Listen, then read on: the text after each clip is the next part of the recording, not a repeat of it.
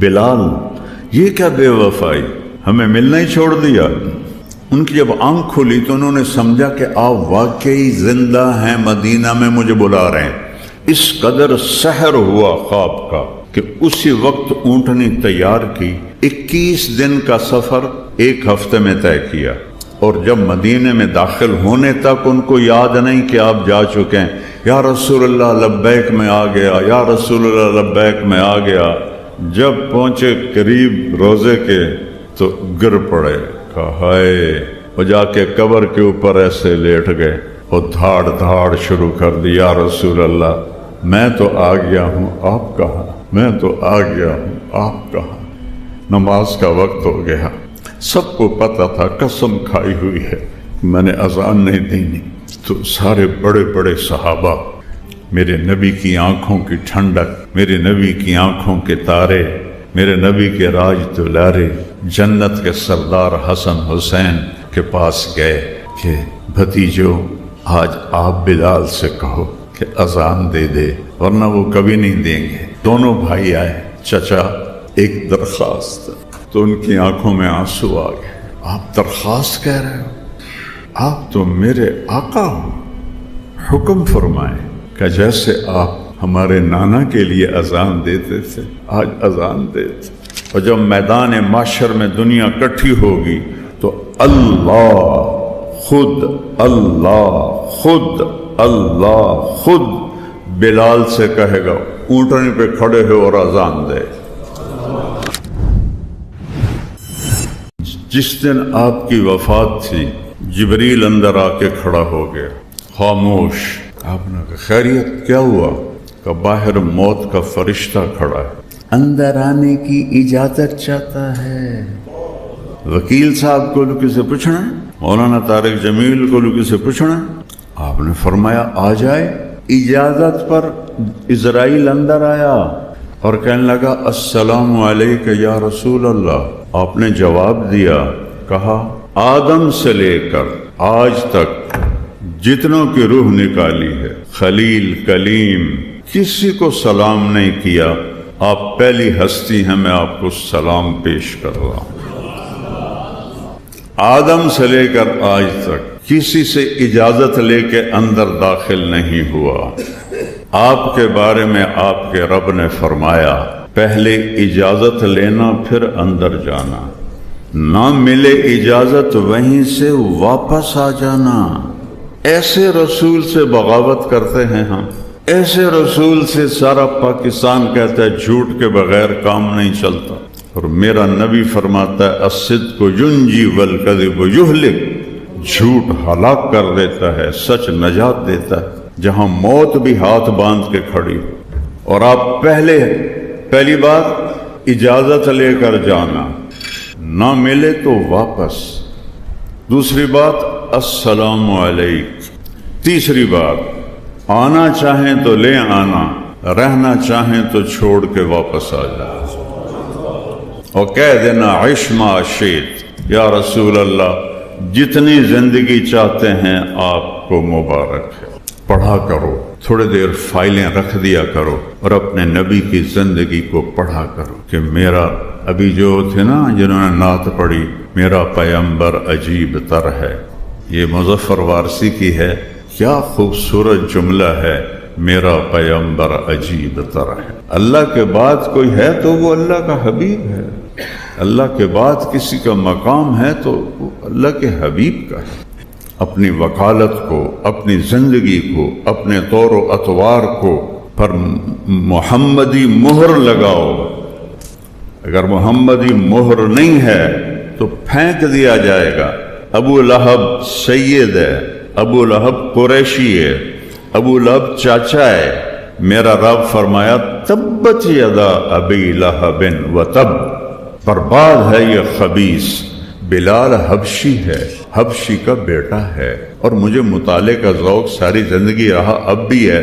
میں آج تک بلال کے دادے کا نام نہیں ڈھونڈ سکا، اتنا بے نام آدمی ہے۔ قبر کہاں ہے؟ دمشق۔ نبی کا کیا فرمان ہے؟ سب سے پہلے قبر سے میں نکلوں گا قیامت کے دن، میرے دائیں طرف ابو بکر، میرے بائیں طرف عمر، اور بلال میرے قدموں سے اٹھایا جائے، شام سے نہیں قدموں سے، اور میرے لیے براق آئے گا، میں اس پہ سوار ہوں گا۔ بلال کے لیے سرخ اونٹنی آئے گی، وہ اس پہ سوار ہو کر میرے آگے ایز اے ڈرائیور چلے گا، اور جب میدان محشر میں دنیا اکٹھی ہوگی تو اللہ خود خود بلال سے کہے گا اونٹنی پہ کھڑے ہو اور اذان دے۔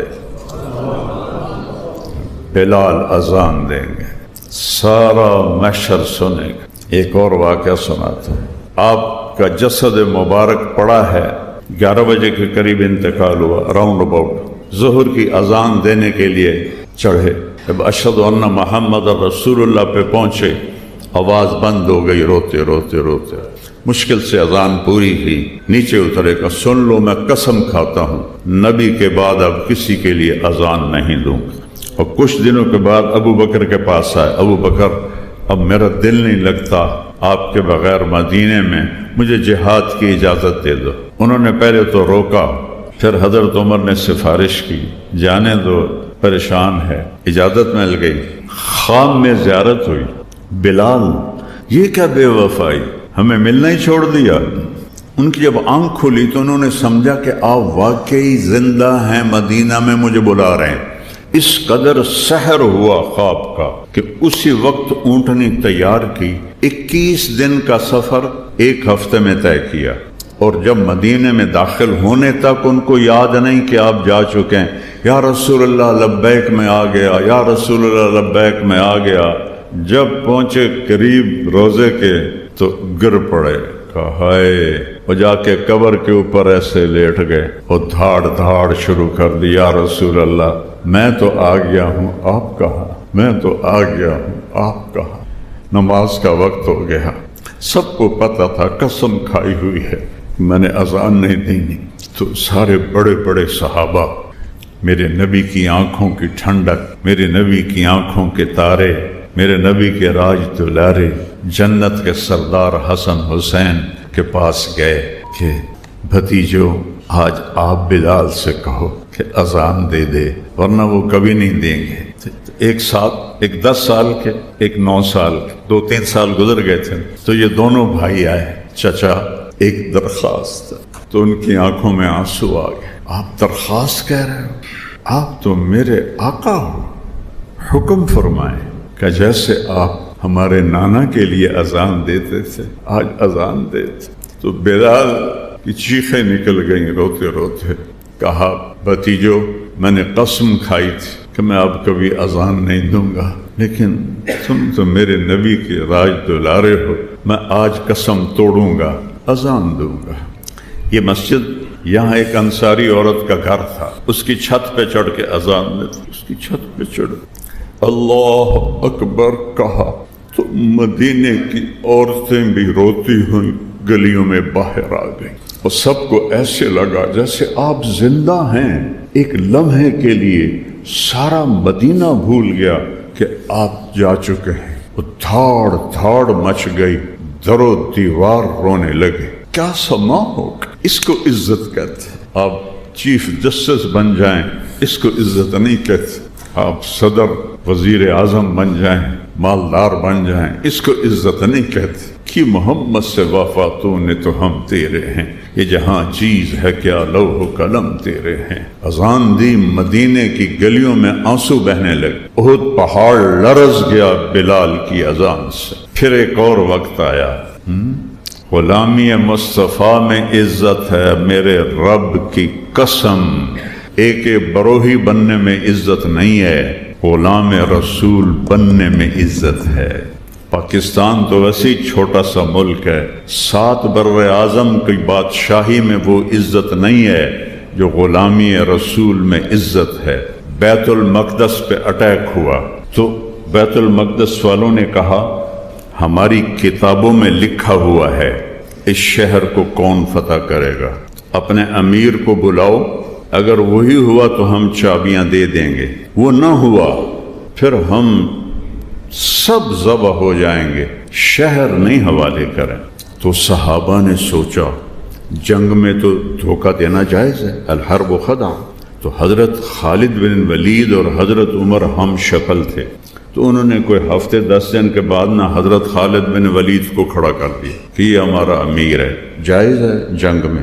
انہوں نے قلعے کی دیوار پہ کھڑے ہو کر کتاب دیکھی، ان کو دیکھا، کہنے لگے یہ اس جیسا ہے، یہ وہ نہیں ہے، اصلی بلاؤ۔ پھر حضرت عمر کو خط بھیجا گیا، تو سارے صحابہ کہنے لگے کوئی ضرورت نہیں جانے کی، اللہ کا وعدہ ہے فتح ہماری ہے۔ لیکن مولا علی نے فرمایا کہ عمر تیرے جانے سے اگر مسلمانوں کا خون بچتا ہے تو تمہیں جانا چاہیے۔ کہاں علی صحیح کہہ رہا ہے۔ اس پر پھر یہ تشریف لے گئے، سامنے کھڑے ہوئے، انہوں نے دیکھا ہاں یہی ہے، چابی پکڑائی اور شہر میں داخل ہوئے۔ ظہر کی نماز کا وقت تھا، تو سارے صحابہ کی خسر پھسر، کسی طرف بلال اذان دے، کسی طرف بلال اذان دے، تو سارے آئے حضرت عمر کے پاس کہ امیر المومنین آج بیت المقدس کی پہلی اذان ہے، بلال سے کہو اذان دے۔ کون سے سید خاندان سے تھا بلال؟ یہ عزت کہاں سے مل رہی ہے؟ نبی کے قدموں کی خاک تلے مل رہی۔ تو حضرت عمر نے بولا عمر عمر، کیا کہہ رہے ہیں؟ سیدنا بلال، ہمارے آقا بلال، سیدنا بلال، ہمارے آقا بلال، ایک درخواست تو مان لو۔ کہنے لگے کیا؟ کہ آج اذان دے دو۔ یہ سارا مجمع تڑپ رہا ہے، ان کے پھر آنسو گرنے لگے کہ اچھا عمر، تیرے کے لیے قسم توڑوں گا جیسے حسنین کے لیے توڑی تھی۔ اور وہ جو آپ گنبد آپ کو نظر آتا ہے بیت المقدس میں، یہ گنبد اس وقت نہیں تھا، چٹان تھی، اس چٹان کے ساتھ براق کو باندھا گیا تھا۔ اس چٹان پہ چڑھے، جب اللہ اکبر کہا تو 40,000 کا لشکر رو رو کے زمین پہ گر گیا۔ اللہ کے نبی کی یاد آ گئی، زمانہ یاد آ گیا۔ میرے عزیزوں، میرے بھائیوں بہنوں، یہ زندگی امتحان اور پیپر ہے۔ اپنے محبوب کی زندگی ڈھونڈو اور اپناؤ۔ آپ کے دلائل صحیح ہوں، آپ کے حق میں فیصلہ ہو جاتا ہے۔ لیکن ہمارا نظام ظلم ہے۔ ہو سکتا ہے آپ کے سارے دلائل ٹھیک ہوں اور جج صاحب کسی اور کی مان کے بیٹھے ہوئے ہوں اور اس کے حق میں فیصلہ دیں گے۔ یہ بات میری یاد رکھنا، قوموں کی تباہی معیشت کی کمی سے نہیں ہوتی، اللہ کی قسم، قرآن کی گواہی ہے۔ کوئی قوم اس لیے نہیں ہلاک ہوئی کہ پیسے کم ہو گئے تھے، مقروض ہو گئے تھے۔ جو قوم ہلاک ہوئی ہے ظلم پہ ہلاک ہوئی ہے، ظلم پہ ہلاک ہوئی ہے، ظلم پہ ہلاک ہوئی ہے۔ اور میں صرف عدالتوں کی بات نہیں کر رہا، میرا ریڑھی والا بھی ظالم ہے۔ اس حال میں سیلاب میں چوریاں کر رہے ہیں تو میں تو رو رو کے میرا برا حال ہوا ہے کہ یا اللہ ایک اتنا بڑا عذاب اور ایک اس میں چوریاں ہو رہی ہیں۔ تو ظلم صرف طاقتور نہیں کر رہا، ہمارا غریب بھی ظالم ہے، مالدار بھی ظالم ہے، اور ہر قوم کی تباہی کا ایک ہی سبب ہے اور وہ ظلم ہے، ظلم ہے، ظلم ہے۔